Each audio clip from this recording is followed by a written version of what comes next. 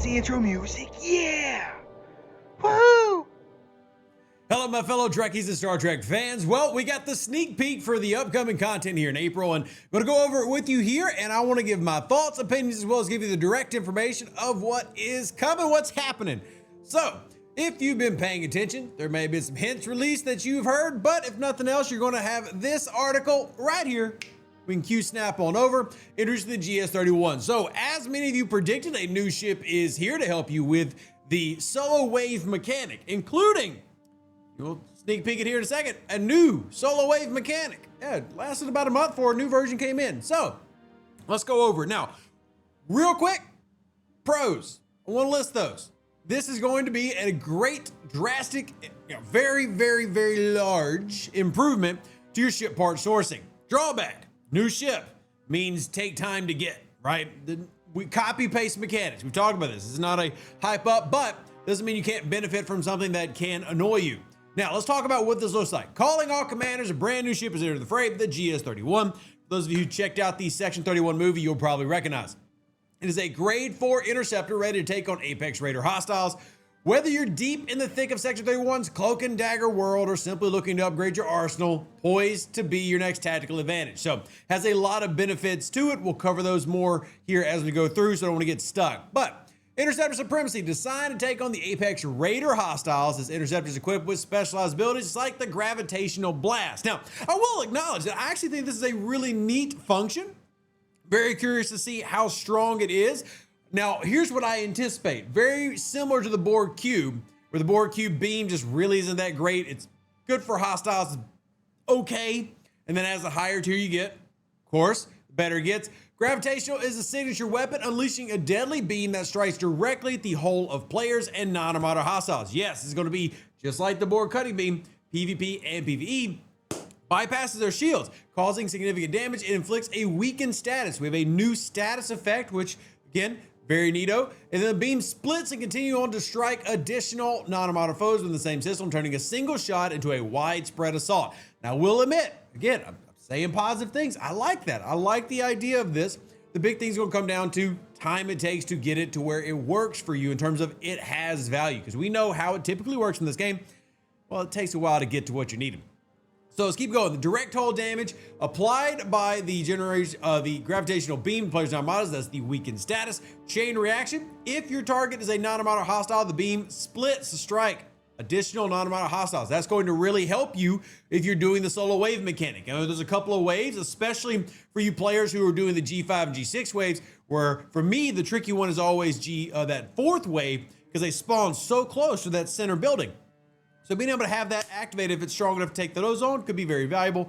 And obviously you can upgrade these. Now it has passive abilities such as the Apex Shred, which against those raiders, and base damage improvement against the raiders. Now let's move on. Research wise, it has some of your traditional researches. Some of these, again, I really like. Some of these are For example, extended warp range and hazard resistance. That's mostly for our G6 players who are watching the channel. Appreciate those of you who exist. Y'all are pretty cool. Next up, we have gravitational blast upgrades. Again, just more targets, able to use that to more hostiles and more damage. So pretty expected. Apex Shred boost against weakened players, and then critical crit chance. So again, when you apply this weakened effect, I'm very curious to see how this will play out in PvP arenas. This was going to give you research that makes you stronger versus those that have that state applied. Then Apex Barrier boost again. All these giving you bonuses against players that suffer from this state. Repair cost efficiency, and then finally the big one, materials and ship parts cost efficiency for G4, G5, and G6 ships. That's the main allure, I think, to the average player for the GS31, is it is designed to make all of this cheaper. So, newly refined system offers the best source for ship parts in the game. They say that, and from what I've seen, it's actually true. We'll have a spreadsheet out for you when this actually launches this upcoming Tuesday.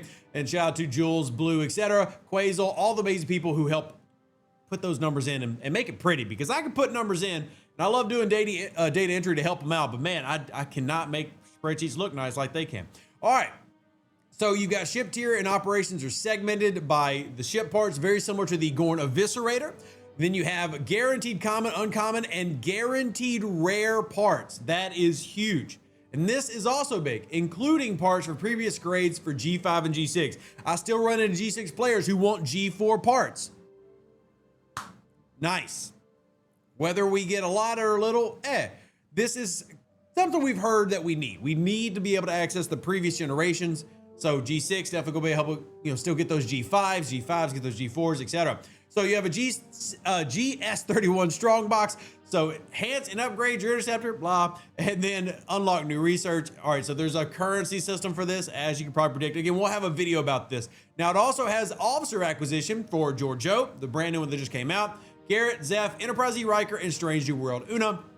And then last but certainly not least, solo wave defenses. Additionally, poised to take on the elite version of the existing waves. Yes, there are new waves coming out for solos, providing more of a challenge, where Orion Prowlers and the new Syndicate Reavers stand ready with formidable abilities and rapid impulse speeds. In this challenging mode, waves of 6 to 9 hostiles demand strategic use of the GS31, the gravitational blast to counter their apex barrier, weaken entire groups, and swiftly eliminate them. So, if you haven't caught that, I'm gonna go ahead and give you a spoiler. If you want to do the new elites, you need the GS31. Yeah, if you, again, y'all are used to this type of thing happening, so shouldn't surprise many of you. However, if you want to excel and have a great bit of success, well, you're going to need to get the GS31, whether you get it free to play in time or whether you purchase it early on. Now, I've said all the things that are in the notes, personal opinion time. Do I like/dislike? I don't dislike the GS31. I think that the biggest issue I raise, and I hope Scopely listens to this, is you still have your average player who doesn't have the Revenant, who doesn't have the Vindicator. And yes, some of the hardcore free-to-plays are getting there, but not everybody does everything every day. The big issue I've had is for the past 2 years, we've gotten 5 ships. So 2023, 5 special ships. 2024, 5 special ships. That doesn't count if you have, say, G6 rollout, which creates new faction ships, which is going to be over a dozen. So my issue is you've got to drastically speed up ship acquisition. If you're going to have this pace, which clearly you have for the past 2 years, Scopely, you've got to speed up the acquisition, and the taking of 3 months minimum to get these ships. Just by the time people get them, they don't care that they have them. So a little bit of a gripe here at the video. I do think that there's value here, especially for players who are in that G3 going to G4 range. I'll be honest, y'all are going to love it. Now, mid G4 players are the focus point here. I'm sure many of you are curious about that, but again, that we've said, as the game progresses, the content is going to go higher and higher level, especially with them already talking about adding new levels into the game, which we would interpret as G7. So let me know what you think down in the comment section down below. Again, appreciate you. Like the video if you haven't already. It looks like a thumb. So just smack the like button. It's not hard. And if you subscribe, you might get a cookie. Not from me, because I'm not shipping out cookies, but I appreciate you. And you know what? Somebody might love you enough to give you a cookie. Live long and plunder. Stay safe with our Space Cowboys. Deuces, that's me. Catch you on the next Star Trek Fleet Command video. I've got to jump back in and get back to incursions here on 710. We're going to win. We're going to try. Anyway, really appreciate y'all. Love you, and I'll see you on the next one. An even better outro than the intro. For the Empire and glory to your house.